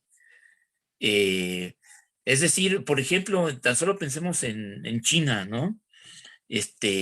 Pues obviamente, o el PRI de los años 30, más acá, de los años 50, con todo el desarrollo industrializador boyante, pues obviamente el autoritarismo era obviamente, más aceptado. Igual en China, el autoritarismo es aceptado con tal de que haya la economía boyante, mientras haya recursos que se reparten. Pero encima de que tenemos aulas que están muy lejos de un video hermoso que se llama La Escuela de la Señorita Olga, de la enseñanza al aire libre, o incluso esto que se hace en Finlandia de clases con 3 maestros, por breves que sean. Estamos muy lejos de abrir las aulas y que no nada más sean entre 4 paredes. A lo mejor eso no es tanto el problema, sino de que hayan escuelas que tienen mucho soporte para atender, para realmente estimular el pensamiento y no nada más crear mentes reproductoras o mano de obra barata. Grandes sectores, así yo creo que ahí está la preocupación fundamental, que más allá de este autoritarismo, hayan muchas escuelas en donde prácticamente hay un abandono, en donde no se ve el compromiso de los docentes también por causas estructurales, que como menciona el compañero Luis, y la misma sociedad es la que tiene que buscar sus recursos ante esto, ¿no? Si la propia universidad está, por decirlo así, aminorada en la visión estatal, pues también lo está en su propio nivel la educación básica. Es la misma sociedad la que tiene que ir empujando hacia una nueva visión de lo educativo. Pongo un ejemplo, ahorita que se han vuelto los jóvenes tan acuciosos e insidiosos, muy acuciosos en averiguar las cosas, ¿por qué no se ha averiguado cómo está la demanda que puso la nueva Secretaría de Bienestar Social? Puso una demanda por esos niños fantasmas, que primero se decían que eran 43,000, después eran 90,000 y después decían que eran 150,000. Incluso en los estados, en todos los estados, hubieron varios periódicos que sacaron esas cifras ya en particular en cada uno de los estados. ¿Dónde queda la demanda? ¿Dónde quedó? ¿No? Es sintomático que simplemente se haya sido junio, abril, octubre, noviembre de 2019, haya sido nada más una cosa que explotó como escándalo y después se va olvidando. Pero la sociedad es la que tiene que reclamar. ¿Cómo va esa demanda? Es más, si ese dinero pasó de subsidiar a las guarderías privadas, o sea, ahí también estamos hablando de una lógica neoliberal, se subsidiaba a las guarderías privadas y si bien en cierta medida permitían que la mamá llevara a sus niños por una módica cantidad, las llevaran a las guarderías y les permitía a las mamás trabajar. Ahora las estadísticas indican que en lugar de ir a trabajar, reciben ese dinero directamente y se quedan en el hogar con sus hijos. Obviamente, ¿no? So pena también de la situación laboral, también tan difícil que a veces tienen, aunque se queden a trabajar con los hijos, ahí persiste el problema laboral también. Entonces, hay poca investigación a este respecto. Y sobre todo de parte de la sociedad no veo esos monitoreos a mediano o largo plazo. Ahí sí tenemos que reclamar en dónde están los académicos, en dónde está esa sociedad que gusta de demandar tanto como si fuera moda las corrupciones de hoy. Son preguntas que están en el aire y pues se tienen que atender. Pues dejo así el comentario y adelante con lo demás. Gracias. Sí, cuando yo hablo del saber científico que deben tener las educadoras, me refiero a lo que ya conocemos de la actividad de la plasticidad del cerebro, la sinapsis, ¿no? Y entonces lo que debe saber una educadora es la importancia que tiene sonreírle al niño, ¿no? Para generar la empatía. Lo que es tocar, sostener, mantener el contacto visual con los niños, es algo que debe saber, ¿no? A eso me refiero, a valorar el conocimiento científico, no a una visión positivista, enciclopédica, y por eso también hablo que ahí está el reto de quienes somos formadores de formadores, ¿no? Poder recuperar esta experiencia, porque muchas de las personas que se dedican al cuidado, yo decía, vienen de trayectorias truncas, ¿no? Formación intermitente que han tenido, pero han tenido mucha experiencia en el contacto con los niños. Falta revalorar esa experiencia, sistematizarla y convertirla en saberes profesionales. Creo yo que ahí es donde está el reto para la universidad pedagógica también, y nosotros tenemos que aprender a convivir de esa manera para poder rescatar estos saberes, no de otro tipo de conocimientos, digamos, ¿no? Sino a partir de esas vivencias, pero convertirlas en saberes profesionales. Esta parte nos falta. Y lo que decía ahorita Miguel, yo digo, es muy típico de nuestro presidente que da el golpe y, ¿no? Hay corrupción, ¿no? En los fideicomisos. O sea, ¿cuáles fideicomisos? ¿En dónde? ¿No? Los investigadores son una élite, o sea, todos. ¿Cuánto nos pagan en la UPN? Como si fuéramos todos la UNAM. Entonces, esto de las guarderías, ¿no? Yo creo es un atentado al derecho del niño a la atención, ¿no? Y decía Miguel, las mamás se están quedando con los 900 pesos. Qué atractivo, ¿no? No voy a trabajar y no tengo desarrollo profesional porque me voy a embolsar 900 pesos. O sea, ¿quién toma esa decisión? Yo creo que sí es muy injusto para lograr realmente una equidad en el país. Por eso o sea, ¿dónde están encerrados los responsables del desvío de esos recursos? En eso y en todo, ¿no? O sea, nada más Rosario Robles, entonces ahí sí, pero todos los demás. Entonces, yo creo que sí son estilos muy particulares que tenemos y que no consideran los problemas sociales. ¿no? Sino solo las prioridades del presidente. Y otro ejemplo de ello es el cierre del Instituto Nacional de Evaluación Educativa, ¿no? O sea, era malo, era corrupto, era una élite, pues no todos eran investigadores reconocidos, no eran políticos, ¿sí? ¿Qué ha hecho el Mejor Edu en 2 años? Retomar los materiales que nos dejó el INE, pero no le gustaban los organismos autónomos. Eso es otra cosa y mejor creamos uno controlado, ¿no? Desconcentrado, así como la UPN, que le podemos dar las directrices y que no pasa nada. Entonces, yo creo que sí, como decía Miguel, tenemos que protestar como sociedad para tener otro tipo de relación con el Ejecutivo. Gracias. Bueno, me refiero a las preguntas que ha planteado el colega Nahum. Sí, creo que es una pregunta esencial en este momento. ¿Qué hacemos las instituciones formadoras de docentes? ¿Capacitamos, formamos, profesionalizamos?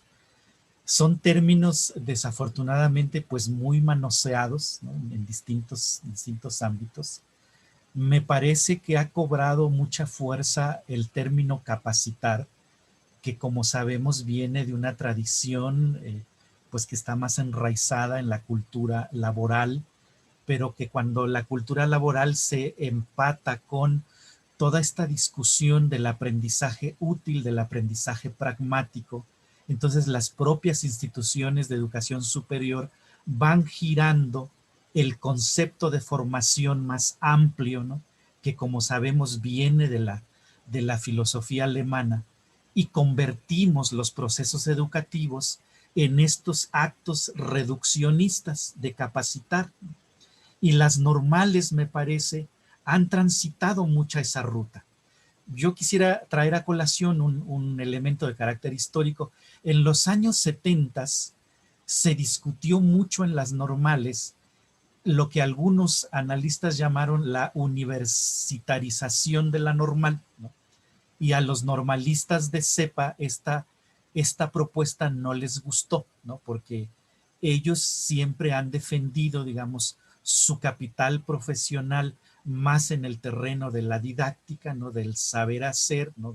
De establecer procesos de enseñanza y aprendizaje con técnica, con estrategia, ¿no? Que atrape la atención de los estudiantes. Y entonces las normales en general siempre rechazaron incorporar, digamos, la perspectiva más científica, la metodología, la teoría, y entonces pues ahí se quedaron estas propuestas pues atrapadas, digamos, en tradiciones que no lograron o que no han logrado prosperar nunca, y me parece que a la fecha pues la mayoría de las escuelas normales siguen apostándole más a esta ruta pragmática, que no está mal, digamos, en estricto sentido, es decir, nadie puede decir que no a una buena didáctica, me parece que eso es esencial, pero cerrarse, digamos, a la otra parte, a la de la formación teórica, a la de nombrar mejor los propios procesos de aprendizaje que se encabezan en el aula, pues sí me parece que por lo menos es un retroceso, ¿no? Que ha impactado en el largo plazo. ¿Qué sucede con la pedagógica y las normales? Bueno, pues no hay que olvidar que la pedagógica surge a finales de los 70 como un intento de ofrecer un espacio de profesionalización a los egresados de las normales. Pero la UPN finalmente quedó atrapada, ¿no? En la disputa política, en la colonización que el propio sindicato intentó hacer sobre la normal, ¿no? La primera generación de profesores de la pedagógica, ¿no? Algunos de ellos todavía están ahí porque nadie se quiere jubilar, pues venían de las normales. Entonces, de alguna manera se reprodujeron muchas prácticas de las normales en la pedagógica. Ya luego vino la convergencia de los universitarios, se han producido muchas tensiones, muchos desencuentros, y creo que se han logrado consolidar algunos proyectos de formación desde esta perspectiva más del desarrollo profesional del profesorado de básica, pero también hay otras cosas que desde mi punto de vista pues siguen atorados, sobre todo el vínculo de la pedagógica con el maestro en servicio desde la perspectiva de enriquecer mejor la formación didáctica con algo de metodología científica y algo de teoría. Ahí me parece que seguimos todavía sin resolver estos grandes dilemas. Y luego la reforma, digamos, la reforma legal tampoco ayuda mucho, ¿no? Porque en la reciente reforma a la educación superior, a las normales y a las pedagógicas se les coloca en un capítulo especial, ¿no? Que es este famoso escuelas formadoras de docentes, ¿no? Entonces, sí somos IES, o sea, instituciones de educación superior, pero en realidad somos IES como sui generis, ¿no? Es decir, que no acabamos de tener, eso se lee, digamos, en una interpretación subjetiva, por supuesto, no acabamos de tener la estatura y el rango, ¿no? Y la tradición de las universidades en estricto sentido, ¿no? Llámese las autónomas y algunas privadas, por supuesto. Entonces, no vemos en el horizonte de corto plazo un proyecto consistente, ¿no? Es decir, aquí pues la 4T nos sigue quedando a deber porque no se ve un proyecto sólido de hacerse cargo de este deterioro y de este descuido de la formación de los docentes de educación básica, que es histórico, o sea, no es nuevo, es decir, lo venimos arrastrando por lo menos hace 50, 60 años. Y la pedagógica, bueno, pues está ahorita en un proceso de discusión interna, de si la autonomía, de si transitamos a un nuevo modelo de organización académica, de gestión y de relación con el propio gobierno federal, pero pues es un proceso todavía incompleto, es decir, no sabemos exactamente hacia dónde va a caminar exactamente.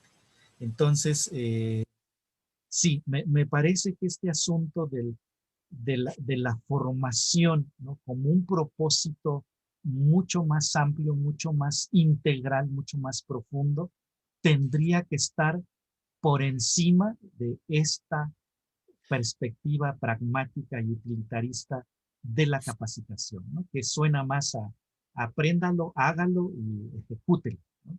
Y entonces ahí pues se pierden el propio desarrollo de las facultades y las capacidades cognitivas, ¿no? Desde la infancia hasta educación superior. Hasta ahí dejaría yo mi comentario. No, pues muchísimas gracias. Sí, aclararon muchas dudas que me habían generado en la primera exposición que estaban haciendo.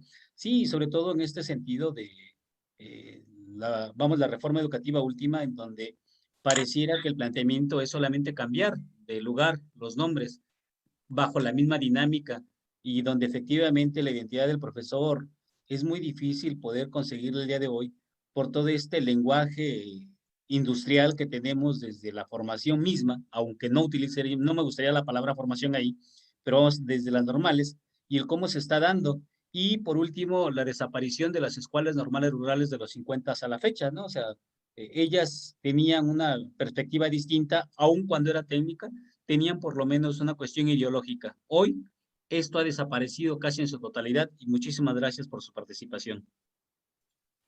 Muchísimas gracias a nuestros invitados, a Nahum, por las preguntas, comentarios muy provocativos, muy enriquecedores.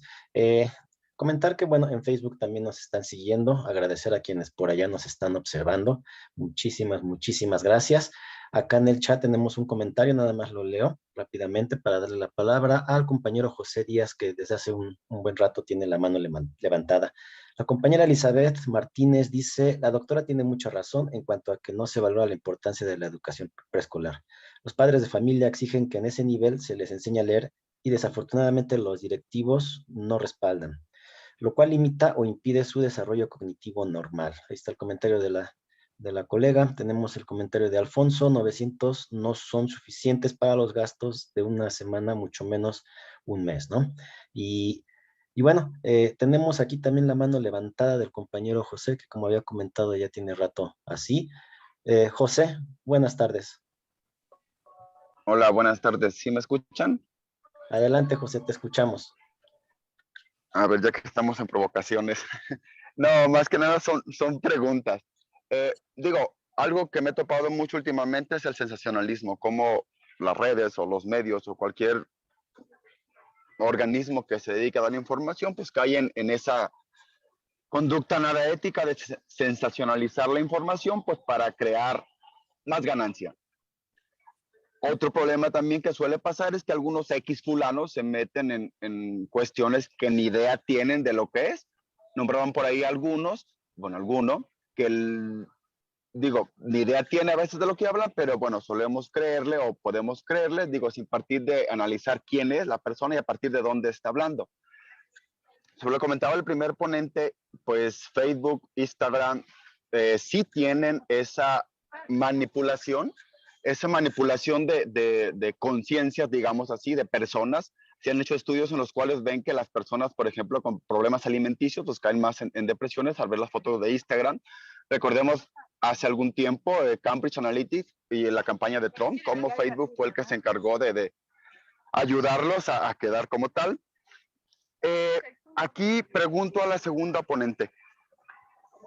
Hay algunas corrientes de cuestión de la formación que critican mucho la psicología que se ha metido en la parte docente o en la parte de enseñanza. Por ejemplo, hablaba sobre cuestión del desarrollo, o sea, tenemos a Vygotsky, tenemos a Piaget, que es cierto que es conocimiento científico, hasta lo que tenemos ahorita como método científico, y que funciona y que debe ser considerado en cuenta para el desarrollo, pero luego los critican con que no, que porque la psicología se mete en cosas que no.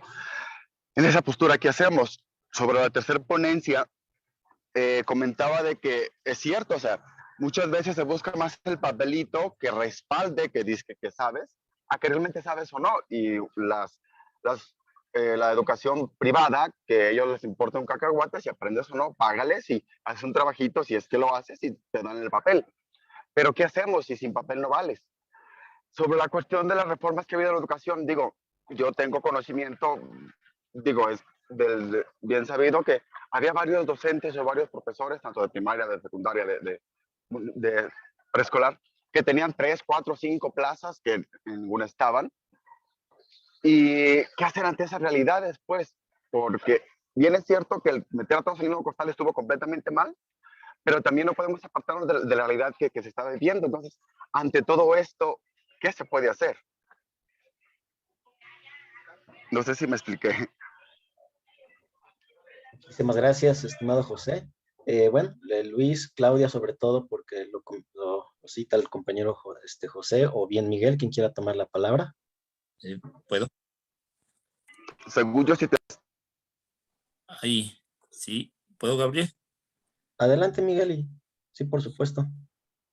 Hay una perspectiva que sí convendría revisar, histórica, sobre esta perspectiva, porque yo siempre me hace como que aversión la palabra profesión, como que es demasiado ambiciosa o formal.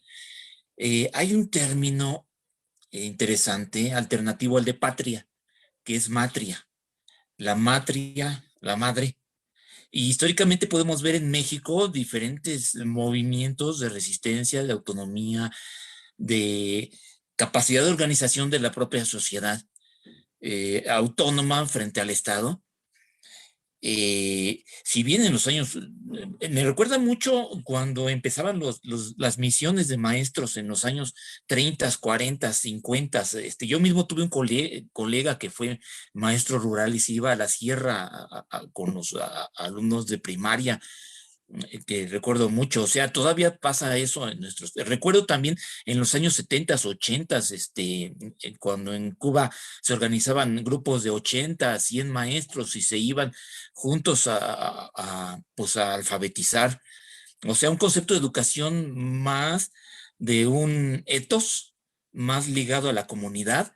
Esa es una realidad del México que está más allá de todas las formalidades, que no es el México de la patria del que se apropian las élites de políticos, el Estado, sino que permanece vivo en forma de matria viva a nivel de las comunidades, los pueblos, y yo lo veo en mis alumnas, a nivel de la vocación, de la figura de madre, del amor de la familia, que a pesar y contra todo, más allá de que sean alumnas de la UPN, sacan fuerza, vocación ética de esas figuras de familia y madre para esa asistencia a los niños. Muy meritorio, y que tengo que batallar por encima de muchas formalidades para desenterrar esa vocación y amor y ética que verdaderamente ellas tienen. Híjole, ¿sí se escribe escuchando? Sí, Miguel, Sí, te seguimos escuchando. lo escuchamos muy bien. Adelante, Entonces, continúa. los intelectuales le llamamos etos de la comunidad, de las familias, de las figuras sociales, le llamamos los supuestos expertos, investigadores, les llamamos de alguna forma así, pero a nivel de la sociedad son deplorables los términos. Llamarle altruismo, pues nos recuerda el Teletón, es hasta asqueroso. Llamarle misión y visión, pues no, las escuelas privadas ya están muy con esa hipocresía de esas palabras. Misión eran los de los herederos de los que primero fueron evangelizadores y después pretendieron ser maestros a principios del siglo XX. Bueno, total, o asistencias comunitarios o trabajo comunitario que parece de trabajadores sociales, como que son así cosas muy despreciadas, muy marginadas esos tipos de trabajos, y siendo tan potente esta cosa histórica de que por amor a familia, amor a los niños, amor a los pueblos, amor a la cultura, nace dentro de las propias comunidades. Pero nace a nivel de una matria que no sabemos decir y no tiene voz. En fin, soy un optimista en el sentido de que esta ausencia no solo invoca, convoca al lenguaje. Y soy optimista en el sentido de que sí puede llenarse, de que existen momentos históricos en los que sí se puede llenar de términos las cosas. Como dice un dicho, ¿no? No hay mal que dure 100 años. Y entonces, en la expectativa de que esta ausencia agarre hambre, agarre fuerza, pues llega a recrearse no nada más el lenguaje, sino las ganas de resolver las cosas. Y a nivel de esta matria, que se vuelva patria, pues yo no lo vería así, lo vería de que la matria está a pesar de todo, y eso es la muestra del cambio que quiso darse con 30 millones de votos, que algo dice, algo se movió. Bien, muchos no saben qué, pero y sin embargo se mueve, como dice Alan Kundera, y qué bueno, ¿no? Bueno, lo dejo ahí, sí, porque es interesante la reflexión de Luis acerca de la profesionalización. Yo lo ubicaría más en una perspectiva histórica del México de pueblo, la matria. Bueno, gracias. Bueno, como se van juntando las reflexiones, voy a hacer sobre cinco puntos, entre ellos respondo al el que se planteó ahorita, ¿no? El primero es esto sobre el tipo de saberes que debe tener los docentes. No lo digo yo, Ángel Díaz Barriga dice que la pedagogía se está quedando muy corta en el desarrollo con respecto a la psicología.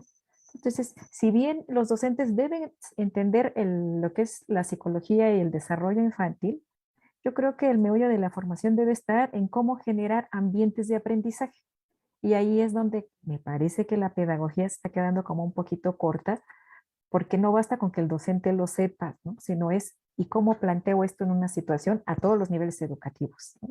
Y si no caemos en lo que se decía hace rato, ¿no? Entonces estamos a la distancia, pero igual, ¿no? Somos iluminados quienes estamos de este lado de la pantalla y les transmitimos el saber a los que están del otro, ¿no? Con cámaras apagadas o no, no importa, porque los que sabemos somos nosotros. Entonces yo creo que por ahí va este complementar el tipo de formación, no solo psicológica, sino pedagógica. El segundo tiene que ver con esto que comentaba Miguel. Por eso yo hablaba un poco de no solamente pensar en una atención infantil formal a través de centros educativos, centros especiales, sino aprovechar todos los espacios públicos para generar esta conciencia de que la infancia es un asunto de todos, ¿no? El desarrollo infantil, los niños son de todos, aunque no los vemos abajo del puente vendiendo chicles pintados con la cara de payasitos, no los vemos nadie, pero ahí están. Entonces me parece que tenemos que empezar a verlos y a preocuparnos por por ellos, porque es una, o sea, ¿qué generaciones estamos formando también de esta manera no escolarizada con este tipo de atención o no atención omisa que les estamos brindando o no en las calles? Me parece que es un asunto de todos, no nada más de los padres de familia, y los espacios comunitarios podrían jugar un papel importante en todos los sentidos. La tercera, yo creo que el que decía Luis, estamos así desde hace 50 años, ¿no? Entonces, y no ha renunciado un solo secretario de Educación Pública de decir, es tan mala la política educativa que tenemos que presento mi renuncia, ¿no? O sea, nadie suelta un hueso en México. Eso es pero yo creo que no es la evaluación docente como se pretendió en el sexenio pasado la salida, ¿no? No solo la evaluación docente, hay muchos aspectos que tienen que ver, por supuesto, con el diseño de política educativa para superar este 15% de jóvenes que terminan la secundaria con apenas una comprensión lectora mínima, no sobresaliente, ¿no? Cuando ya cursaron 9 años de escolaridad. Eso dice mucho o dice más que cualquier afirmación que se haga sobre el sistema educativo. Tenemos que cambiar lo que ocurre en las aulas, porque ahorita es solamente 15% aprende a medio a leer al terminar la secundaria. Y eso nos explica muchos otros problemas en todo lo demás. Entonces, sí tenemos que cambiar el sentido que se le está dando. Y yo creo que parte de esto tendría que ser en terminar estas comisiones sepsente, porque todo lo que toca el sindicato parece que lo destruye, por no decir otra cosa. Entonces se vicia. Y entonces aquí creo yo que habría mucho que terminar con respecto a esta relación sepsente para poder mejorar el acompañamiento y la formación continua de los docentes. El cuarto tiene que ver con las escuelas normales. Yo creo a las normales les pasa que ni acaban de ser instituciones de educación superior, así como decía Luis que la UPN tampoco acaba de ser una universidad como tal. Estamos en estos inter ambas. Pero yo creo que se debería revalorar las normales rurales porque justamente son el espacio de generación de proyectos que responde a necesidades locales. Y se supondría que la 4T buscaría esto. Entonces, yo no sé por qué no volteo a ver a las escuelas normales cuando existía un compromiso además desde la campaña, ¿no? Pero además porque sí, independientemente de la parte ideológica, sí responde a proyectos comunitarios. Entonces, ¿por qué no reforzar el componente pedagógico en esto para impulsar este tipo de escuelas? Y yo creo que ese sería el modelo, ¿no? Que podría cubrirse en las demás normales y no tratar de cerrarlas como se ha visto durante toda la etapa neoliberal, que me parece ahí también que Ayotzinapa fue lo que impidió el cierre masivo de las escuelas normales porque era políticamente incorrecto cerrarlas después de lo que había pasado. Entonces, creo yo que hasta ahí serían todos los comentarios. Muchas gracias. Bien, yo retomo, me parece que uno de los temas que genera más tensiones en el espacio educativo, desde básica hasta la universidad, y es el tema de esta relación entre formación profesional, desarrollo profesional, espacio de trabajo, estabilidad laboral, salario. Como todos sabemos, ahí tenemos una problemática terrible.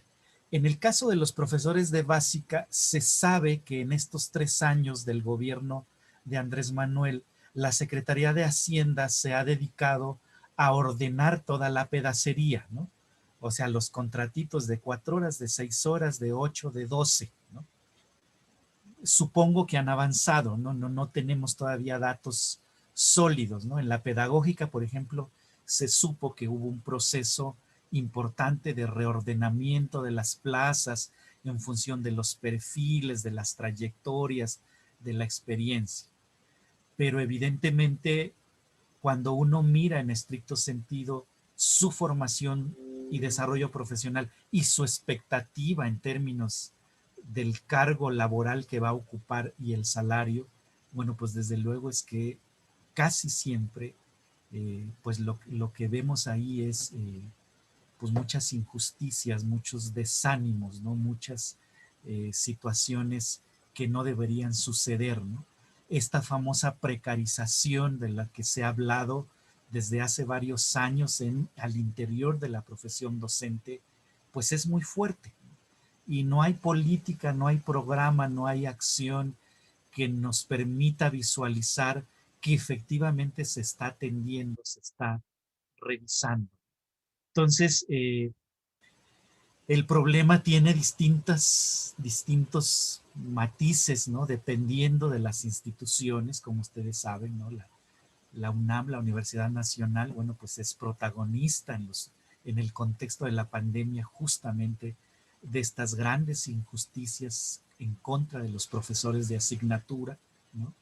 Y por otro lado, en básica, pues el proceso de regularización de las plazas, como sabemos, pues ordenó algunas cosas, pero sigue generando grandes esquemas de inequidad, sobre todo con los profesores de reciente incorporación al servicio, ¿no?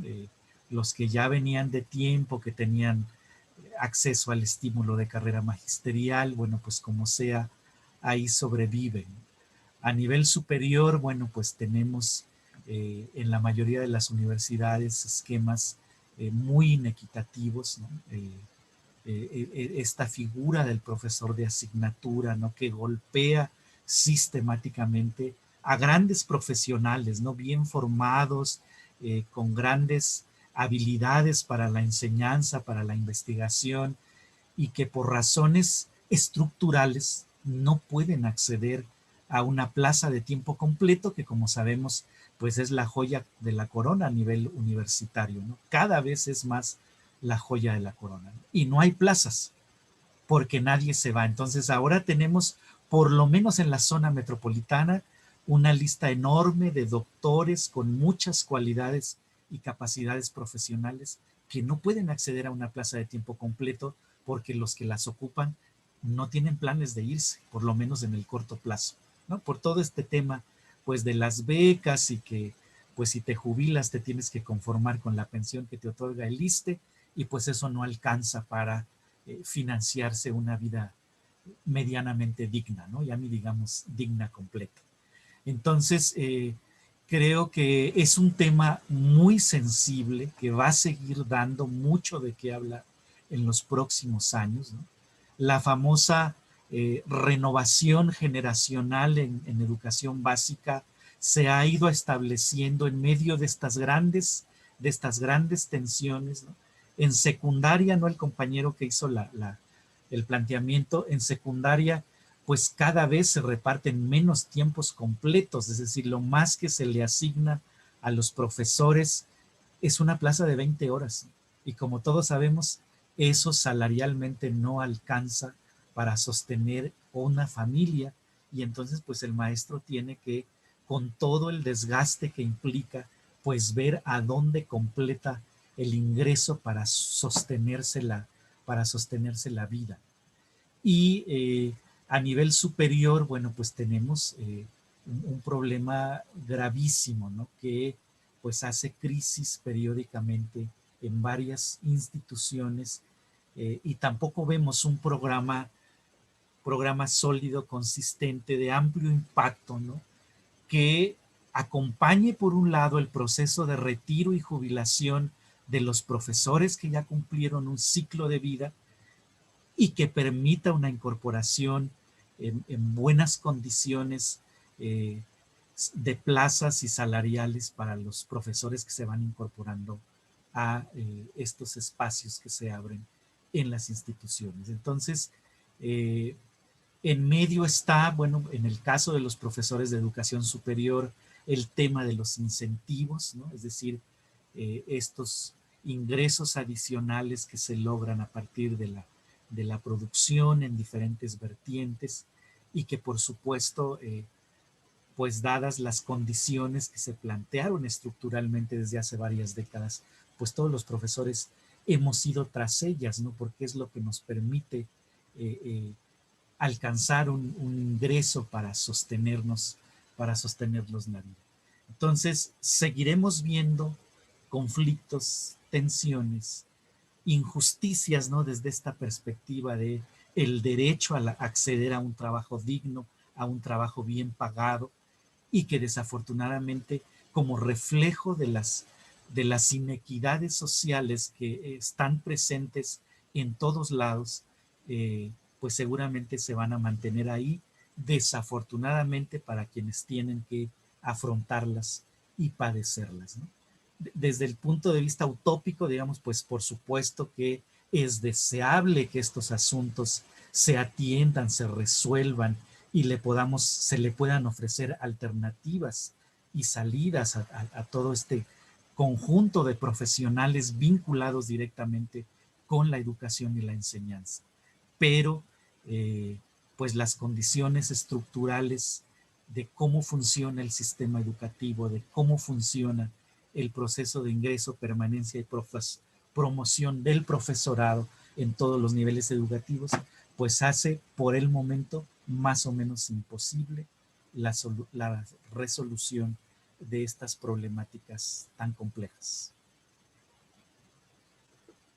Muchísimas gracias, doctor Luis, doctora Claudia, Miguel, por sus palabras. La verdad es que tocan fibras sensibles, apuntan a situaciones prácticas, ¿no? del quehacer docente en nuestro país, y eso pues desde luego abre la puerta a muchas inquietudes y preguntas, y vemos manos levantadas, comentarios en el chat. Sin embargo, nos da muchísima pena no poder ya abrir el micrófono una vez más, porque pues el tiempo prácticamente ya se agotó.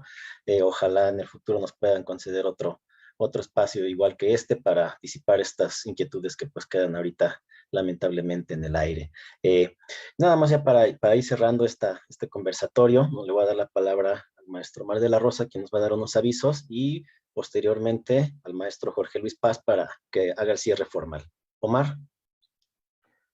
Claro que sí, mi estimado Gabo, muchas gracias. Y nuevamente gracias a doctor Luis, doctor Miguel, doctora Claudia, en verdad muchas gracias por el tiempo, por las reflexiones, por la disponibilidad, disposición y sobre todo creo que por la solidaridad con el proyecto que aquí nosotros hemos intentado encabezar y llevar a bien.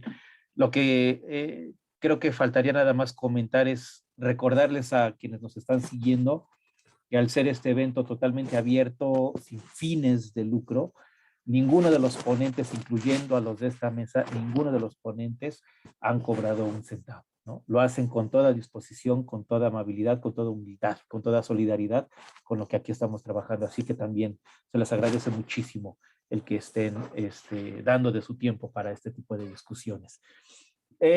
Avisos. Ya está en el chat de aquí de Zoom el enlace para que ustedes acrediten su asistencia. En consecuencia, su reconocimiento, por favor. Ya lo publiqué 2 veces para que lo vayan buscando en el chat. Repito, en el historial de conversaciones, ahí está el enlace para que puedan llenar el formulario y así acreditar asistencia para sus reconocimientos digitales. Y si acaso anuncio ya por último, nuestra última mesa del año, que fue un año muy productivo, creo que lo podemos decir con mucho orgullo. Se va a presentar el libro El malestar en la educación, que apenas tendrá 3 meses más o menos que publicó bajo la coordinación de la doctora Mirta Iguán, ¿no? Y la doctora Mirta Iguán, que repito es la coordinadora de este material, va a estar acompañada por el doctor Juan Bacén, por la doctora Hilda Katz y por el doctor Carlos Tehuel, quienes también participaron como autores en este libro, ¿no? Repito, se presenta el libro El malestar en la educación, todos ellos colegas argentinos, próximo 29 de noviembre a la hora 19 horas tiempo de Argentina, haciendo la conversión sería para nosotros en México las 4 de la tarde. Estos serían los anuncios últimos. Nuevamente, muchas gracias y pasamos a escuchar al compañero Jorge Luis para las conclusiones y el cierre formal de nuestro evento. Buenas noches y muchas gracias, doctor Luis, doctor Miguel, doctora Claudia. Creo que quedaron, como bien ya comentaron nuestros compañeros, muchos asuntos pendientes. Yo creo que tendríamos que invitarlos a cada uno para que pudieran desarrollar con más precisión algunos de los tópicos, de los temas que nos vinieron a exponer. Me parece muy importante varias de las dimensiones que ustedes analizaron en esta mesa. Y bueno, permítanme decir algunas palabras para cerrar formalmente con el evento. Y pues bueno, la educación tiene múltiples aristas desde donde puede ser analizada, y la docencia, independientemente de la orientación, función o finalidad que se le asigne, al menos desde ciertas perspectivas pedagógicas, es una de las primordiales. En México, aunque no exclusivamente, es uno de los temas acuciantes de nuestra educación actual.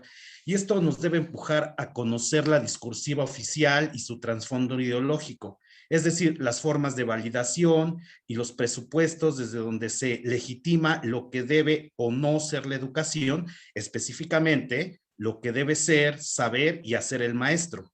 Es decir, es necesario conocer el imaginario social sobre la docencia, que, parafraseando a Castoriadis, es la creación incesante de figuras, formas e imágenes para los individuos de la sociedad sobre quién es el docente como colectividad, qué es para los otros, qué queremos de este y para qué lo necesitamos. Y es de lo que nos han venido a hablar nuestros invitados. Y esta es la invitación que nos hacen con respecto a analizar las reformas educativas, las recomendaciones de los organismos internacionales, la política educativa, la filosofía educativa, las campañas mediáticas y la presión gubernamental, social e incluso en este caso, como nos acontece hoy en día, las contingencias, que de algún modo ponen en jaque a la figura del docente y la relevancia de su función ante los grandes desafíos que se presentan en los albores del siglo XXI.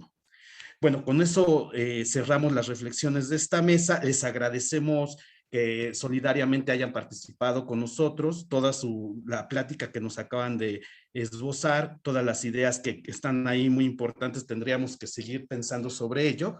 Y bueno, como es costumbre aquí en la red, les pido a todos que abran un momento sus micrófonos para darles un fuerte aplauso a nuestros invitados y despedirlos como se merecen. Excelente, muchas gracias. Y bueno, Muchísimas pues gracias. entonces ahora sí, con eso, Gabo, Omar, si no tiene nada más que decir, terminamos formalmente nuestra mesa. Y bueno, pues ya sabemos cuáles son las siguientes fechas, la siguiente fecha de cierre para la red. Gracias a todos, buenas noches. Buenas noches, Gracias. hasta luego, muchísimas Hasta luego. gracias. Ay, gracias.